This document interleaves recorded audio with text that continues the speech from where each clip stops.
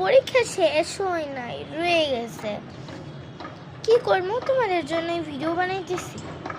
তোমরা তো like subscribe করবে না, আমি কি করব? মায়ের কাছে পিটিনি খাইয়া আমি মোবাইলটা নিয়েছি।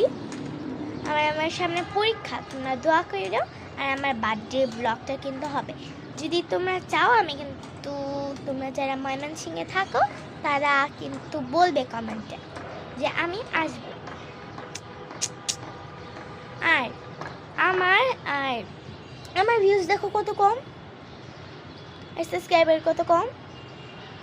অবনীপুর ভিউজ দেখো, আর মুনতাহাদের কি মোনামি আপুর ভিউজ দেখো, দেখলেই বুঝতে পারবা।